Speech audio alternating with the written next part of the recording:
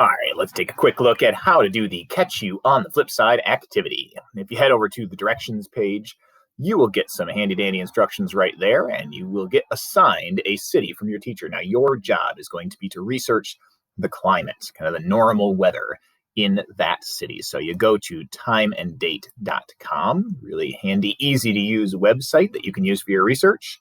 And you type your city name right in up here. Let's pretend that I was assigned Canberra, Australia. Once you see it, you click on it, and then you scroll all the way down to the bottom. Now, we are going to look at 2 months, December and June.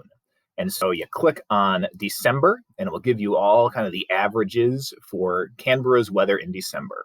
Now, we are interested in the mean or average weather, not the high, not the low, but the average, the mean weather. We'll see that in December, it is 66 degrees. So we're going to write that down, make sure that we remember it, and then we're going to check June.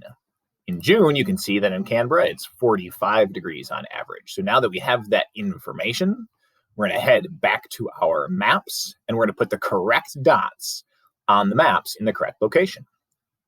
So if I click on December, well, I need to find Canberra. If you need to zoom in, you certainly can. Blow that up so you can look around. You can use the scroll bars to move. I found Canberra, Australia right here. So I need to get the correct dot and put it right there. So in Canberra in December, it was 66. So I click on the dot that shows 66 degrees. 66 is between 65 and 74. So this pink dot is the one we need. Now I'm going to go to Edit, Copy, not Cut, Copy, or Control C, Command Z on an Apple.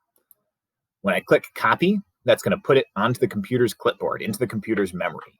So that if I go to the map and I go edit, paste, or control V on a Mac, command V, it's going to put that pink dot onto the map.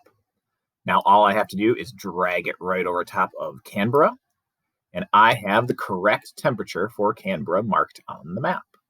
I need to do the same thing for the temperature in June. So I can go back here. Let's see. In June, it was 45 degrees for the mean temperature.